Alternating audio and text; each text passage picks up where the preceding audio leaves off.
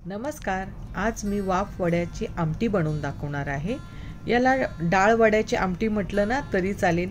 इथे रात्रभर मी डाळ भिजत घातली, सकाळी उठल्यानंतर ती वाटली आणि त्याच्यामध्ये हिरवी मिरची लसूण घेतला, थोडीशी डाळ घातली, कोथिंबीर घातली, कढीपत्ता घातला, थोडंसं चवीनुसार मीठ घातलं, धना जिरा पावडर आणि थोडीशी हळद घालून हे मिक्स करून घेतलेलं आहे.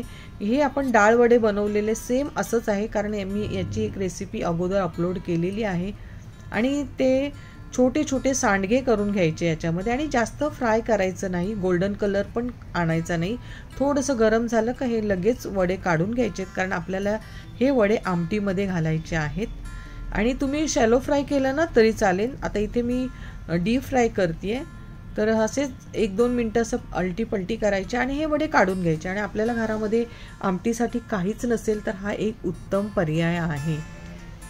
तर आता मी सगळे काढून घेतलेलं आहे आणि मग त्याच कढईमध्ये मी कांदा परतायला घातला, कढीपत्ता घालत आहे आणि कांदा थोडासा परतल्यानंतर एक टोमॅटो घालत आहे. टोमॅटो परतून घेणार आणि त्याच्याच बाजूला मी इथे वडे करून झालेले आहेत. इथे एक कांदा, थोडंसं खोबरं भाजून घेतलं तव्यामध्ये आणि त्याच्यामध्ये आलं, लसूण, कोथिंबीर घालून याची पेस्ट केलेली आहे.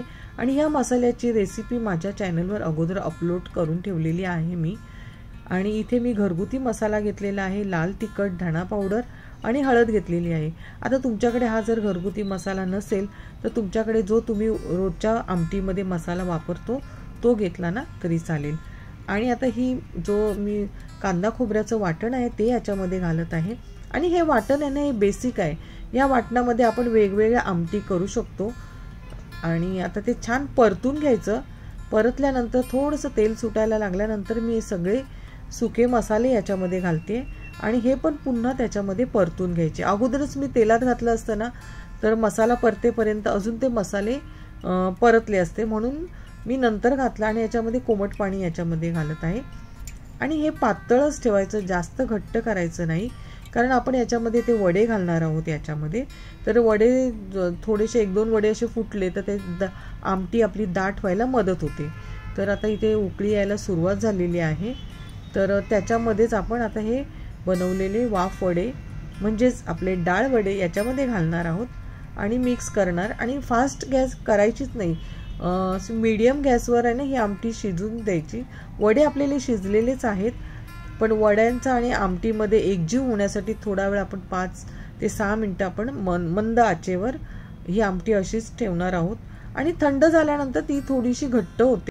आणि अशी आमटी असेल ना याच्याबरोबर ही भाकरी नक्की तुम्ही करून बघा. मी ह्या भाकरीच्या पिठासाठी ना 1 किलो बाजरी, 1 किलो ज्वारी घेतलेली आहे, 1/2 किलो नाचणी आणि 1/2 किलो तांदूळ असे सगळे एकत्र केलं आणि त्या भाकरीचं पीठ तयार केलेलं आहे. घरघंटीवर दळून घेतलेलं आहे आणि छान अशी भाकरी थापून घ्यायची.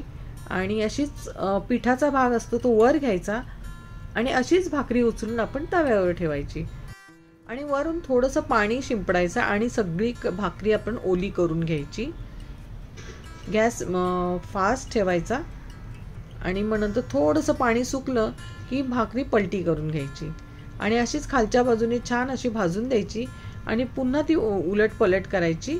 आणि थोडीशी अशी भाकरी आता फुगायला सुरुवात होते आणि भाकरी इथून काढली ना की अशी उभी करून ठेवायची, म्हणजे त्याच्यातला सगळी वाफ निघून जाते आणि भाकरी छान पापुद्रेदार भाकरी होते. म्हणजे आता ही आमटी आणि भाकरी अप्रतिम लागते, तुम्ही नक्की करून बघा. आणि भाकरी आता ही आमटी थोडी थंड व्हायला लागली ना तशी घट्ट व्हायला सुरुवात होते. आता हे भाकरीचं पण बघा मी 2 तुकडे केलेले आहेत आणि याच्यातली वाफ गेल्यामुळे छान असे पापुद्रे सुटलेले आहेत भाकरीला. तर नक्की तुम्ही हे वाफ वड्याची आमटी, आम्ही याला कालवण म्हणतो, कारण भाकरी आणि आपण आमटी कालवून खातो म्हणून आम्ही याला कालवण म्हणतो. तुम्हाला जर ही रेसिपी आवडली असेल तर चॅनलला सबस्क्राईब करा, लाईक करा व्हिडिओला आणि संपूर्ण व्हिडिओ पाहिल्याबद्दल धन्यवाद.